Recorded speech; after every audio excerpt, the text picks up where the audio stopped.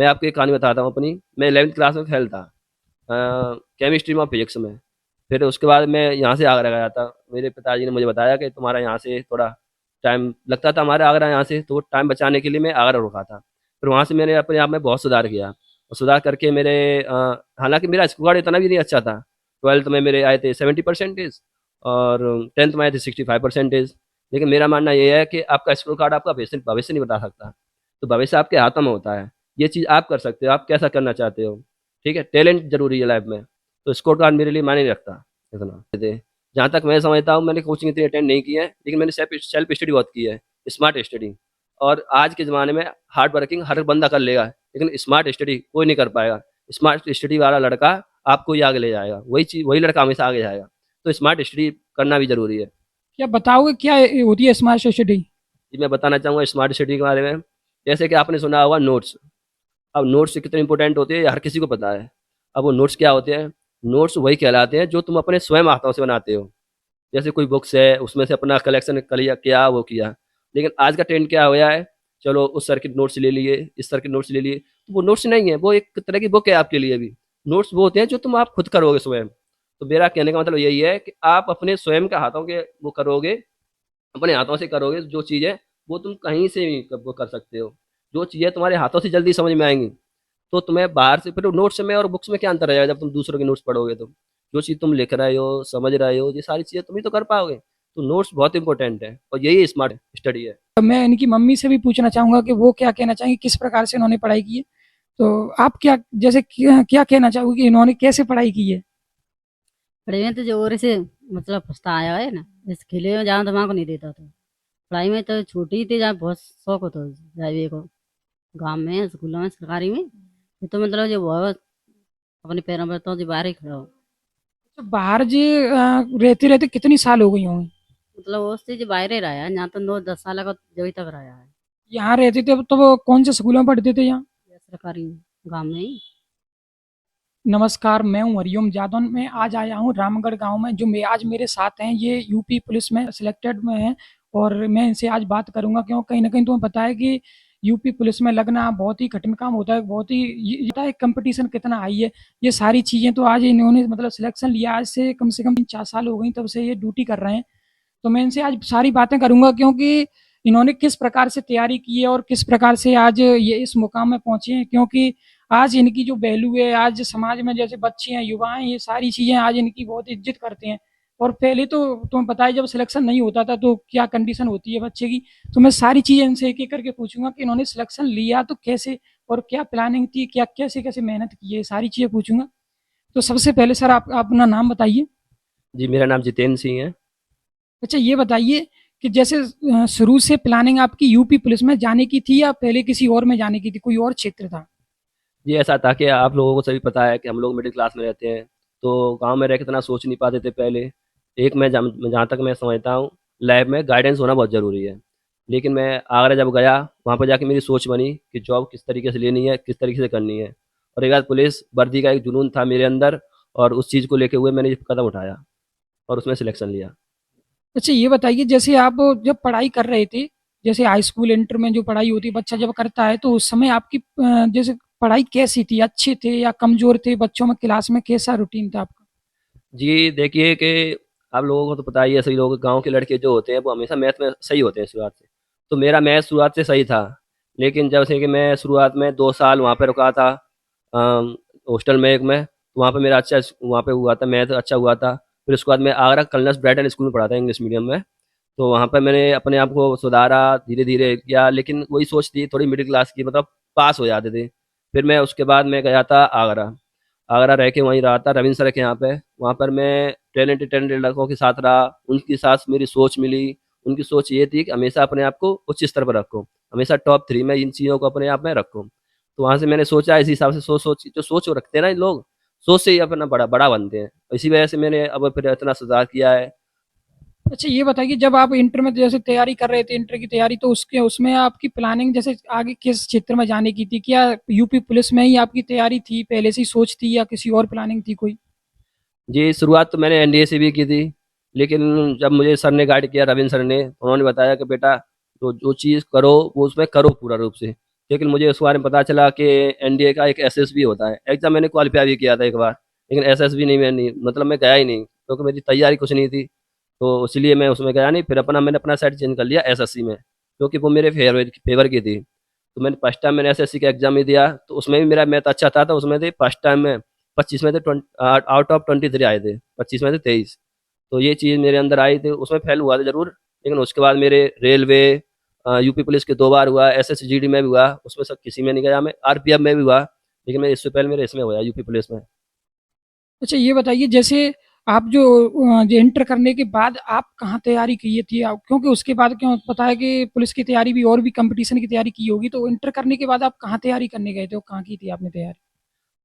Actually inter के बाद मैं वहाँ पर एक संस्था है कैरी मोड पर, उड़ान अंडर एक्सपर्ट, मैं वहाँ पे पढ़ा हूँ और मैं शुरू से उसी से जुड़ा हुआ था।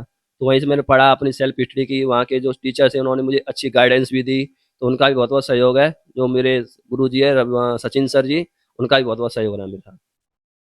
अच्छा उस समय जैसे आप वहाँ तैयारी कर रहे थे, क्या अगर आप रह की तैयारी की ना वहीं रहते थे आप? जी, जी, मैं वहीं रहता था, अपने हाथों से खाना भी बनाता था। देखिए ये देखिए, ये पार्ट ऑफ लाइफ़ है, सारी चीज़ें हमें आनी चाहिए, ये चीज़ हमें महसूस होनी चाहिए, ये चीज़ें एक मोटिवेट करती हैं। तो मैं चाहता हूँ कि लड़का अपने स्वयं का काम करे, स्वयं वो स्वयं की सारी चीज़ें करे। और सबसे बड़ा पता है क्या है?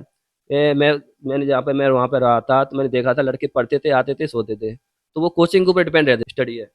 बिल्कुल, बिल्कुल, बहुत अच्छा बताया। अच्छा मैं ये पूछना चाहूँगा, जैसे कितनी साल लगी आपको इंटर करने के बाद और सिलेक्शन तक की, कितनी साल हो गई आपको सिलेक्शन लेने में? जी, साल तो खैर नहीं लगी, 6 महीने के अंदर मेरा सिलेक्शन हो गया। हालाँकि जॉइनिंग मेरी थोड़ी लेट हुई थी, क्योंकि यूपी पुलिस के 2 पार्ट्स हैं, सिविल और पीएसी। तो मेरा पीएसी में हुआ था, तो क्योंकि 6 महीने ट्रेनिंग लगी थी सिविल के लिए, इसलिए मेरे सिविल में गया, तो मैं लगभग 12th के बाद 1 साल बाद मैं लग गया।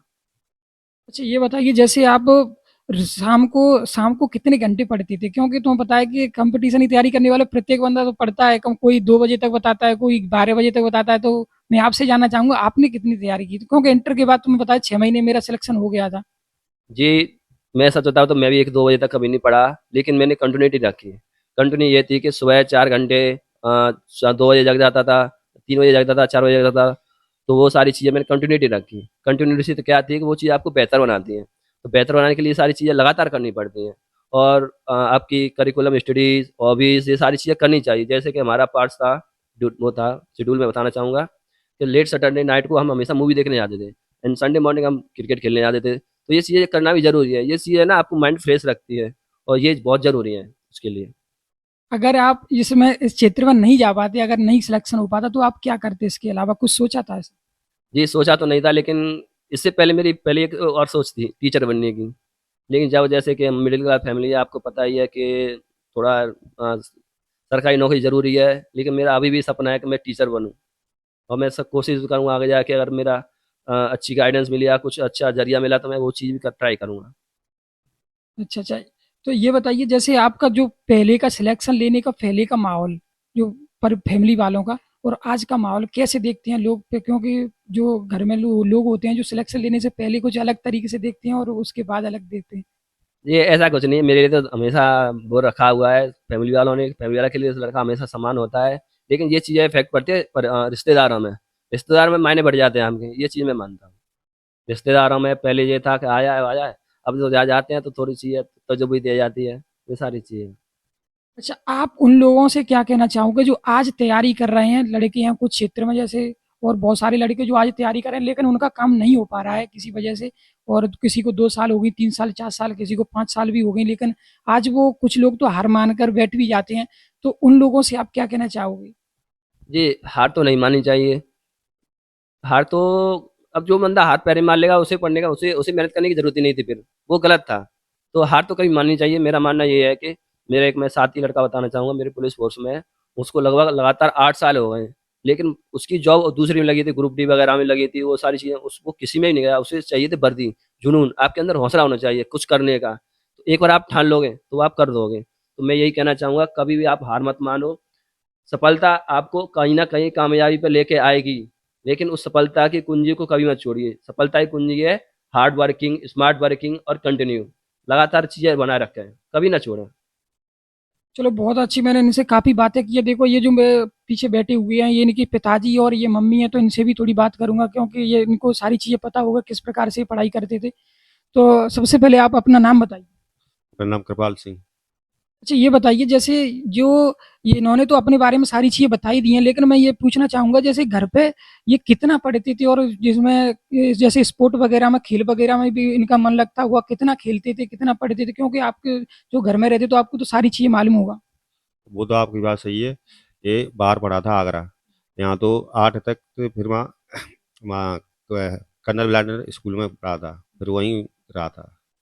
अच्छा, आपको कभी ऐसा लगा कि मेरा लड़का अब सिलेक्शन नहीं हो पाएगा, कुछ ऐसा कभी मन में आया होगा कभी ऐसा? क्योंकि एक बार तो ऐसा लगता है कि कोई बच्चा खेलता हुआ बिगड़ता हुआ दिखाई देता है, तो ऐसा आपको कभी फीलिंग हुआ? नहीं नहीं, ऐसी ऐसी कोई बात नहीं है। अच्छा, ऐसा कभी मतलब कोई ऐसा काम ही नहीं आया कि ऐसा कोई फीलिंग आई हुई हमेशा? क्योंकि आपका बच्चा होशियार ही रहा है सभी चीज़ों में, तो मैं बहुत अच्छी। अच्छा चलो। ये कहाँ से स्टार्ट हुई थी? जैसे पुराने ज़माने में पाठशाला होती थी नहीं थी, तो मेरे लिए वो एक पाठशाला थी। एक हमारे जो ज्ञानी सिंह माँ साहब थे, यहाँ पर हनुमान मंदिर के पास थे, वहाँ से मेरी लाइफ की शुरुआत हुई थी। उसके बाद मैं सरकारी स्कूल में पढ़ा, फिर उसके बाद मैं एमएस पब्लिक स्कूल में पढ़ा 3 साल, फिर उसके बाद मैं शुकाबाद पढ़ा था, फिरोजाबाद के पास, वहाँ पे पढ़ा था, फिर उसके बाद ब्राइटलैंड। मेरी यही जर्नी थी इतनी। और लेकिन मैं जहाँ तक मानता हूँ, मेरी सबसे अच्छी शुरुआत ज्ञानी सिंह सर तो हमारे थे, उनसे सबसे ज़्यादा, क्योंकि उन्होंने मुझे एक चीज़ सिखाई थी। चीज़ ये थी, मुझे अभी भी याद है, उन्होंने कहा था, "बेटा, ज़िंदगी में कभी थकना मत, और तुम थक गए या रोने लग गए, मतलब नहीं मैं नहीं पढ़ूँगा, किसी चीज़ से तुम भागोगे तो उससे तुम भागते रह जाओगे। तो उन चीज़ों को पकड़ो, पकड़ने से वो चीज़ें आसान हो जाती हैं। जब तक भागोगे वो कठिन लगेंगी, उन चीज़ों को पकड़ोगे तो वो आसान लगेंगी। इसी वजह से मेरा आज मैथ अच्छा है। चलो बहुत अच्छी इन्होंने काफ़ी बातें बताई हैं, और आज इसको देख करके काफ़ी बच्चे मोटिवेट होंगे, और इनसे मिलकर काफ़ी अच्छा लगा। आज के लिए इतना, आगे फिर मिलेंगे। बहुत बहुत धन्यवाद।